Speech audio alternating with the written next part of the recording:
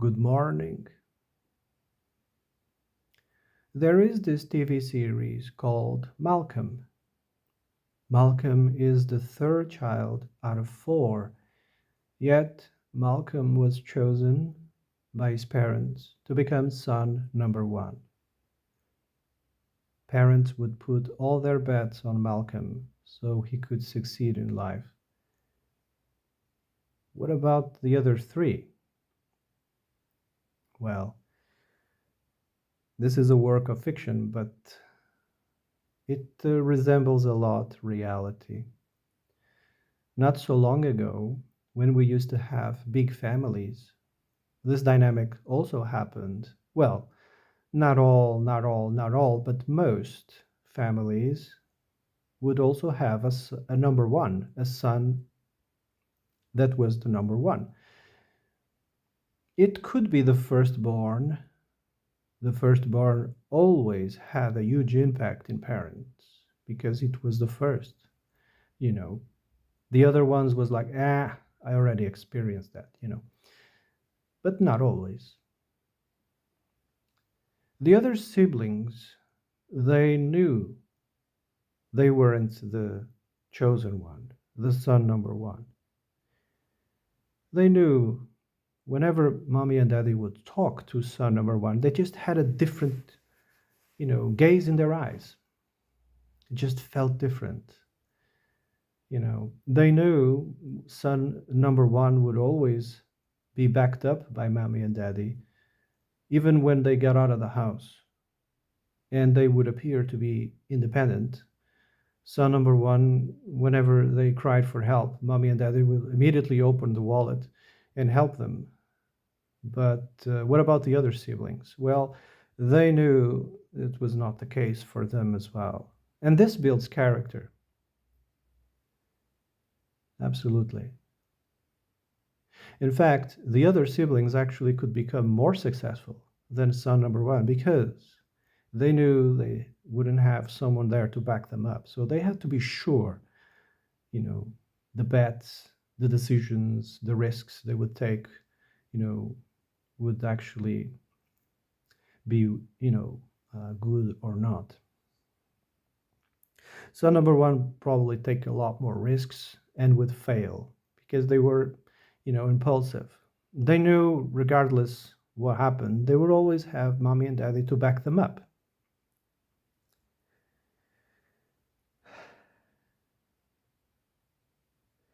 The reason why we are living in a Marxist society nowadays is because of that. People nowadays they have small families. So every person that is born nowadays is son number one.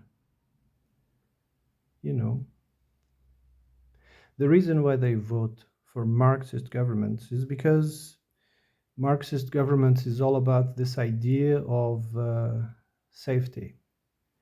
It's a false idea, but everybody gets a medal just for participating. You're safe, you know. Marxist government is also about your feelings. It's about as well your looks, the piece of meat that you see in the mirror. They're all about that. They claim to be inclusive and supportive and all of those things. But are they?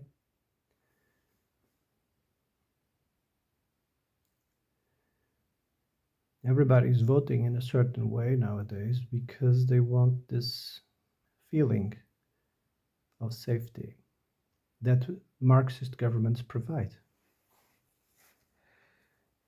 Well, it's just going to create mediocrity if everybody is rewarded just for participating, right?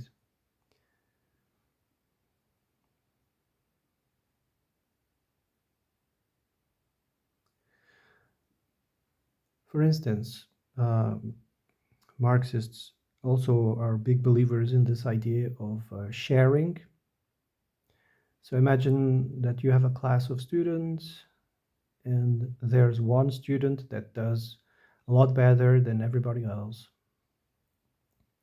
At the end, of the school year, then the teacher says, okay, some people have made a lot more better than others, so we're going to share their success with everybody else. That's what they believe. So why would people want to become better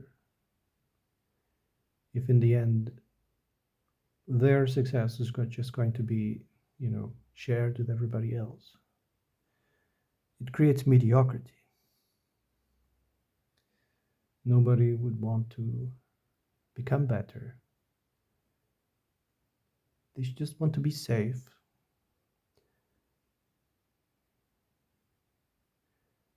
you know. So nowadays, families are very small. Why? Because of the introduction of this revolutionary chemical, this revolutionary pill. I think it was in the 60s when they introduced this. And ever since, there hasn't been any real study about the consequences of this chemical. Everybody's just possessed. There can't be any downs to this pill, so everybody just takes it immediately. Once they become adults, they start immediately taking it. And there's no real study about the side effects. Oh, but there are side effects.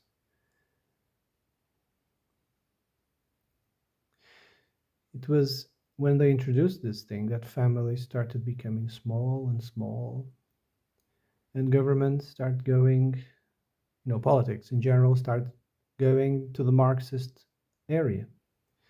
You gotta be crazy. You gotta be crazy to be a Marxist. Some people call it a mental illness. Mental illness doesn't make any sense. Yet, all politics nowadays are Marxist. If anything else that is different is proposed, they consider it far left or nationalist. Oh no, we can't go there.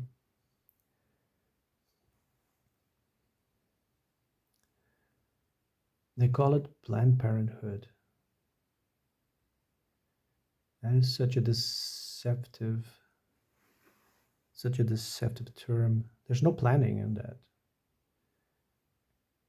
and no parent, because if you are, eliminating, the pregnancy over and over, so why is it parenthood? There's no parenthood involved at all. So why call it Planned Parenthood? The termination of pregnancy exists as a safety valve, because there's a chance, like between 10 and 50%, that the pill doesn't work. So that's why it's legal to terminate pregnancy.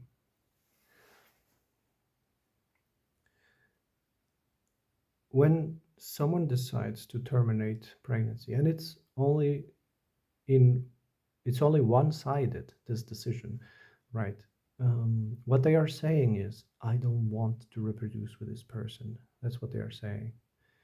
So why did you have sex with them? That's the real question, right?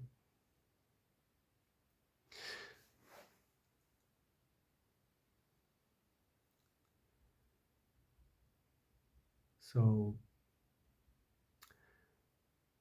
so yeah, I think I'm gonna shut up now.